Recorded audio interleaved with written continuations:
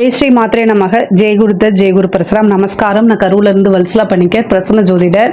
இன்னைக்கு நம்ம ராகு கேது பயிற்சி பலன்கள் கடக ராசிக்கு எப்படி இருக்குன்னு பார்க்க போறோம். இந்த ராகு கேது எப்ப பயிற்சி ஆகுது அப்படின்னா, திருக்கணிதப்படி 2025 மே மாதம் 21ஆம் தேதியும், வாக்கியப்படி 2025 ஏப்ரல் மாதம் 26ஆம் தேதியும் மீன ராசியிலிருந்து கும்ப ராசிக்கு ராகுவும், கேது கன்னி ராசியிலிருந்து சிம்ம ராசிக்கும் பயிற்சி ஆகுது.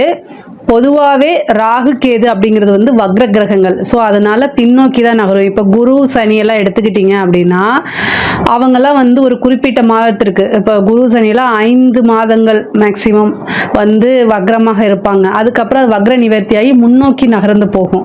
இப்போ சுக்கிரன் புதன்லாம் என்ன குறிப்பிட்ட நாட்கள், அதுக்கப்புறம் அந்த வக்ர நிவர்த்தி ஆனோன்னா அது அவங்கெல்லாம் முன்னோக்கி அந்த கிரகங்கள்லாம் நகரும். ஆனால் இந்த ராகு கேதுக்கள் எனி டைம் எப்பொழுதுமே வக்ரமாக இருக்குது. ஸோ அதனால எப்பவுமே வக்ரமா இருக்கனால இந்த ராகு கேதுக்கள் மட்டும் பின்னோக்கி தான் எப்பவுமே பெயர்ச்சி ஆவாங்க. இப்ப சனிலாம் 10ஆம் இடத்துல இருந்து அடுத்தது 11ஆம் இடத்துக்கு, இப்போ உங்களுக்கு அஷ்டமத்து சனி 8ஆம் இடத்துல இருந்து 9ஆம் இடத்துக்கு பெயர்ச்சி ஆயிருக்காரு, பாக்கிய சனியா இருக்கு.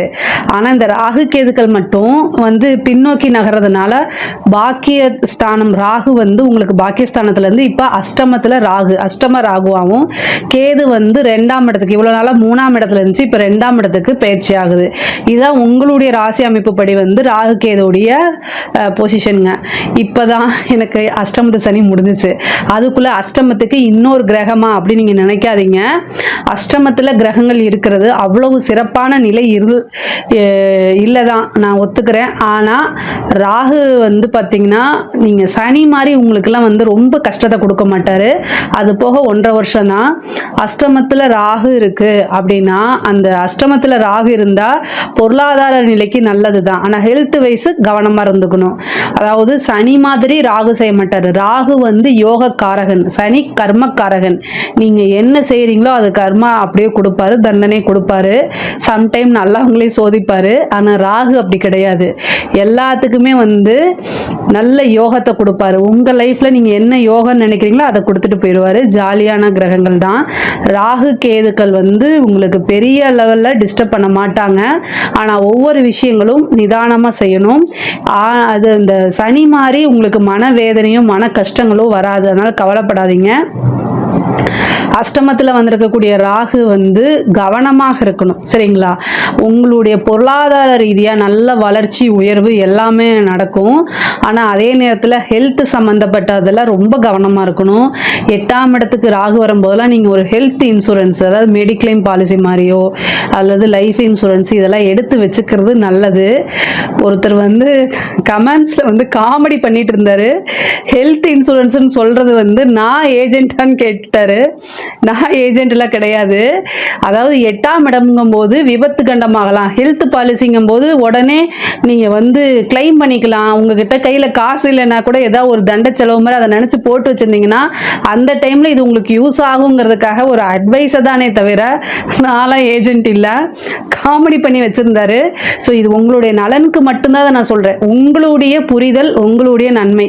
இது ஆல்ரெடி நீங்கள் செய்யறது தான். நான் இந்த வீடியோ பார்க்கும்போது ஆமாம் அப்படின்னு மறந்துருந்தீங்கன்னா அதை நீங்கள் போட்டு வச்சுக்கோங்க. மற்றபடி உங்களுக்கு என்ன சேஃப்டியோ அது எல்லாத்தையுமே நீங்கள் செக்யூர் பண்ணி வச்சுக்கிறது தான் நல்லது.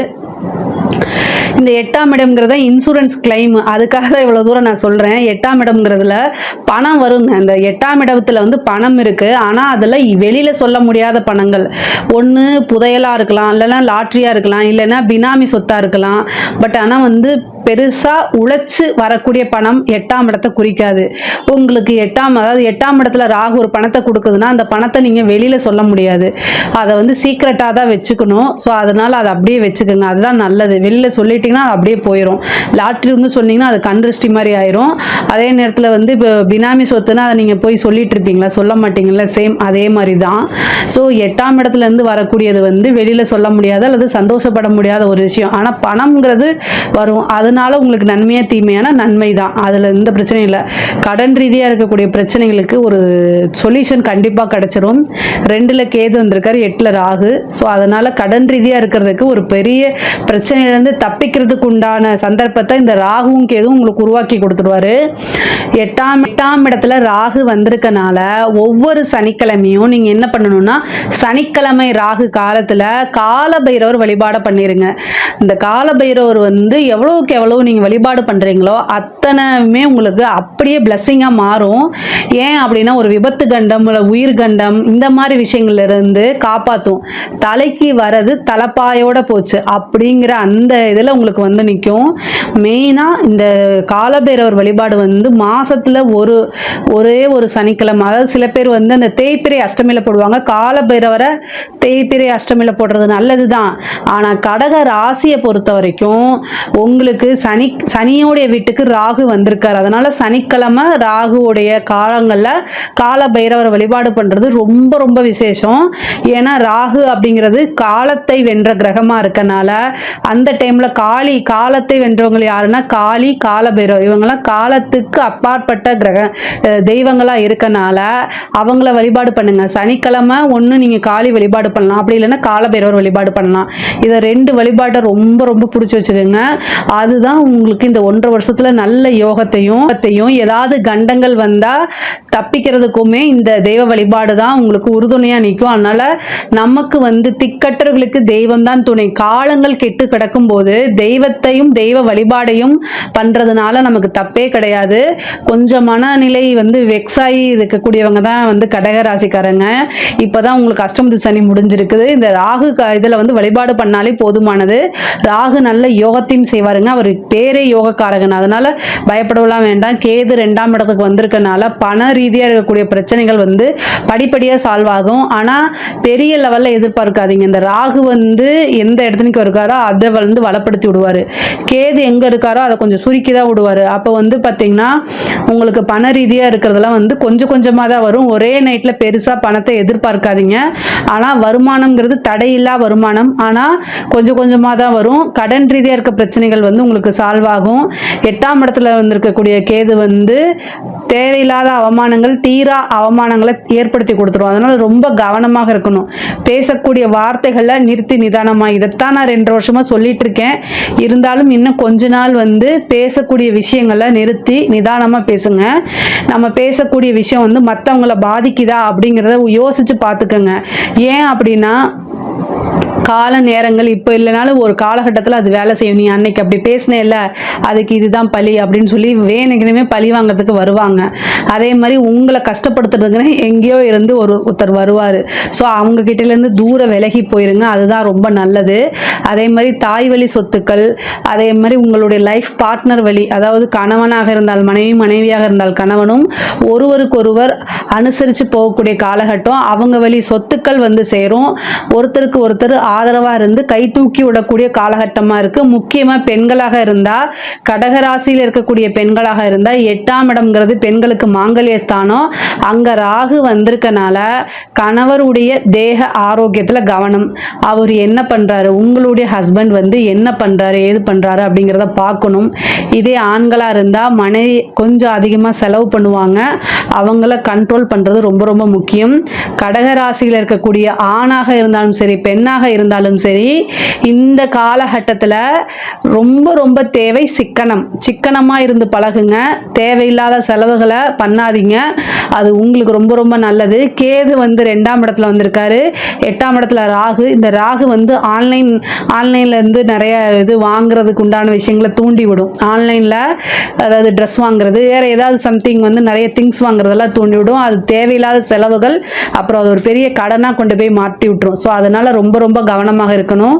அதே மாதிரி சோஷியல் மீடியாவில் இருக்கும்போது கவனமாக இருக்கணும். பெண்களுக்கு ஒரு தீரா அவமானங்கள், ஆண்களுக்கு ஒரு விபத்து கண்டங்கள் இதெல்லாம் இருக்குது. இதெல்லாம் ரொம்ப பார்த்துருக்கணும். நைட் டைம் ட்ராவலை ரொம்ப ரொம்ப அவாய்ட் பண்ணுறது நல்லது. அதே மாதிரி ஹெல்த் ரீதியாக ஏதாவது ஒரு பிரச்சனைகள் வரத்துக்கு வாய்ப்புகள் இருக்குது. சர்ஜரி கண்டம் இந்த மாதிரி விஷயங்கள்லாம் ரொம்ப பார்த்துருக்கணும். குடும்பத்தில் வந்து 2ஆம் இடத்துல கேது வந்திருக்கனால குடும்ப நபர்களிடையே வாக்குவாதங்கள் வந்துக்கிட்டே இருக்கும். இதை வந்து வழிபாடு என்ன பண்ணணும் அப்படின்னா, ஞாயிற்றுக்கிழமை ராகு காலம் வருது பார்த்தீங்களா, 4 to 6 ஞாயிற்றுக்கிழமை 4 to 6 வந்து ராகு காலம். அதில் வந்து பிரித்தியங்கரா தேவி வழிபாடு பண்ணுங்க. கடக ராசியை பொறுத்த வரைக்கும் குடும்பத்தில் ஏதாவது பிரச்சனை, குடும்ப நபர்களிடையே ஒற்றுமை குறைபாடு இருக்குது, சண்டை சச்சரவுகள் வந்துட்டு இருக்கு, மன நிம்மதி இல்லாமல் இருக்கு அப்படின்னா ஞாயிற்றுக்கிழமை வரக்கூடிய ராகு காலம், ஞாயிற்றுக்கிழமை எந்த டைம்ல ராகு காலம் வருது அப்படின்னா 4 to 6 மணிக்கு. அதில் வந்து அபராஜிதா அப்படின்னு சொல்லக்கூடிய பிரித்திங்கரா தேவி வழிபாடு பண்ணுங்க.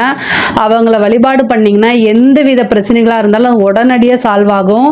அது மட்டும் இல்லாமல் முக்கியமாக வந்து பார்த்தீங்கன்னா செய்வினை கோளாறு, நமக்கு வரக்கூடிய பேராபத்துகள், விபத்து, அகால மரணம், இந்த மாதிரி விஷயங்கள் எல்லாம் வந்து பிரித்திங்கரா தேவி வழிபாடு தான் கை கொடுக்கும். ரொம்ப ரொம்ப நல்லது. நீங்கள் மெயினாக இந்த வழிபாடை பண்ணுங்க. தாயாருடைய தேக ஆரோக்கியத்தில் கவனமாக இருக்கணும். முக்கியமாக வந்து உங்களுடைய நேம், அதாவது உங்களுடைய பேர் கெட்டு போகிறதுக்கு வாய்ப்பு, தேவையில்லாத வதந்திகள், தப்பு நீங்கள் செய்ய மாட்டீங்க. கடகராசியை பொறுத்த வரைக்கும் மற்றவங்களுக்கு ஹெல்ப் பண்ணணும்னு நினைப்பீங்க. அதே நேரத்தில் பிராட் மைண்டடாக இருப்பீங்க. உங்கள் ஃபேமிலிக்காக சாக்ரிஃபைஸ் பண்ணக்கூடிய நபராக தான் இருப்பீங்க. ஆனால் இந்த காலகட்டம் ராகு வந்திருக்கனால தேவையில்லாத கெட்ட பேர், அதனால் மன வருத்தம் இந்த மாதிரிலாம் இருக்கும். பெண்கள் வந்து எங்கேயாவது வண்டியில் போகும்போது ரொம்ப ஜாக்கிரதையாக போகணும். அதே நேரத்தில் தொழில் ரீதியாக இந்த காலகட்டம் வந்து வளர்ந்து வந்துருச்சு. ஸோ அதனால் பெண்கள் வந்து உத்தியோக ரீதியாகவோ அல்லது வந்து தொழில் ரீதியாகவோ வந்து வெளியூர் வெளிமாநிலம் செல்லத்தான் வேணும். ஆனால் அது உங்களுடைய பாதுகாப்பை நீங்கள் உறுதி பண்ணணும். உங்களுடைய குடும்பத்தாருடைய ஆதரவு தான் நீங்கள் எல்லா விஷயத்தையும் செய்யணும். ஆதரவு கிடைக்கல அப்படிங்கிறதுக்காக ஒரு விஷயத்தை மறைச்சு நீங்கள் முன்னேறணும்னு அவசியம் கிடையாது. இந்த காலகட்டத்தில் உங்களுக்கு பாதுகாப்பு குறைவா இருக்கனால உங்களுக்கு நீங்க கல்யாணம் ஆனவங்களா இருந்தா கணவர்கிட்டயோ அல்லது கணவருடைய பாதுகாப்புலயோ போறது தான் நல்லது. கல்யாணம் ஆகாத பெண்களா இருந்தா சகோதரனோ அல்லது தந்தையாருடைய பெற்றோர்களுடைய ஆதரவோட எங்கேயாவது வெளியில போங்க. இந்த காலகட்டம் வந்து ரொம்ப ரொம்ப சுமாராக தான் இருக்கு, நல்லா இல்லை. அதாவது உங்களுடைய பாதுகாப்பை ரொம்ப உறுதிப்படுத்திக்கணும். வெளியூர் போகும்போது சாதிக்கக்கூடிய பெண்கள், நான் வந்து எல்லா விஷயத்துலையும் இதாக தான் இருப்பேன்னா இருங்க, நான் தப்பு இல்லை. ஆனால் கிரகங்களை வச்சு உங்களுடைய வாழ்க்கையை தடை பண்ணுறதுக்காக நான் சொல்ல வரல. பெண்களுக்கு பாதுகாப்பு ரொம்ப முக்கியம் அப்படிங்கிறதுக்காக இதை சொல்ல வரேன். முக்கியமாக சோஷியல் மீடியாவில் இருக்கவங்க இது எல்லாமே பார்த்துக்கோங்க. 8ஆம் இடம்ங்கிறது ராகு வரும்போதோ அல்லது சனி வரும்போதோ ஒரு தீராத அவமானத்தை கொடுத்துட்டு போயிடும். ஸோ அதில் கொடுத்துட்டு அவங்க பாட்டுக்கு போயிடுவாங்க. மீண்டு வர்றது நம்ம மனசு சீக்கிரமாக வராது. ஸோ அதனால் ரொம்ப கவனமாக இருக்கணுங்க. மற்றபடி பொருளாதார வளர்ச்சி வந்து ரொம்ப சூப்பர். புதையல், திடீர்னு ஒரு அரசியல்வாதி வந்து உங்களுக்கு ஒரு பினாமி சொத்து அவரோட பேரில் வாங்க முடியாது, உங்கள் பேரில் வாங்குறதுக்கு உண்டான வாய்ப்புகள் இருக்குது. பினாமி சொத்துக்கள் வரும். லாட்ரி யோகம் இருக்குது. 8ஆம் இடத்துல வந்திருக்கக்கூடியது வந்து லாட்ரி யோகத்தை கொடுக்கும், புதையல் கொடுக்கும். இந்த மாதிரி நிறைய நன்மைகளும் இருக்குது. விபரீத ராஜயோகம் அப்படிங்கிறது கடகராசிக்கு இருக்குது. ராகு 8ஆம் இடத்துல வந்திருக்கனால விபரீத ராஜயோகம் உறுதியாக உண்டு. அதாவது ஃபாரின் போகிறதுக்கு உண்டான அமைப்புகள் இருக்குது. ஹெல்த் சம்மந்தப்பட்ட விஷயங்களை ரொம்ப கவனமாக இருங்க. ஏதாவது ஒரு பிரச்சனை, டாக்டர் சர்ஜரி பண்ணுறாங்க அப்படின்னா, சர்ஜரி மாதிரி சஜஷன் பண்ணுறாங்க அப்படின்னா இன்னொரு ஒப்பீனியன் கேட்டுட்டு எந்த ஹாஸ்பிட்டல் நல்ல ஹாஸ்பிட்டலாக அந்த ஹாஸ்பிட்டலில் போயிருங்க. செலவு அப்படிங்கிறதுக்காகத்தான் நான் இன்சூரன்ஸை போட்டு வைங்கன்னு சொன்னேன். ஏன்னா 8ஆம் இடம்ங்கிறது சர்ஜரி கண்டத்தை குறிக்கக்கூடியது. ஸோ அதனால் அதுக்கு எல்லாமே ப்ரிப்பேராக இருந்துக்கங்க. அதே மாதிரி தாயாருடைய தேக ஆரோக்கியத்துலேயும் ரொம்ப ரொம்ப கவனமாக இருக்கணும். பூர்வீக சொத்துக்கள், உயில் சொத்துக்கள் இருந்த பிரச்சனை எல்லாம் நீங்கும். கோர்ட்டு கேஸ் வழக்குகள் எல்லாம் ஜெயிக்கிறதுக்கு உண்டான அமைப்புகளை கொடுக்கும். மீது எல்லாமே கடகராசிக்கு நல்லா இருக்கு. நிதானம், பேசக்கூடிய வார்த்தைகளை நிதானம், தெளிவு, நல்ல உறுதியான தன்மை இருந்தாலே பல விதமான ராஜயோகமும் விபரீத ராஜயோகமும் அஷ்ட ஐஸ்வர்யமும் சம்பத்தும் நல்ல நிலைத்து நிற்கும் கடகராசியை பொறுத்த வரைக்கும். இதில் ஏதாவது சந்தேகங்கள் இருக்குது அப்படின்னா கமெண்ட்ஸில் கேளுங்க. கண்டிப்பாக நான் ஆன்சர் பண்ணுறேன். நம்மளுடைய சேனலை லைக் பண்ணுங்கள், ஷேர் பண்ணுங்கள், சப்ஸ்கிரைப் பண்ணுங்கள். நன்றி, வணக்கம்.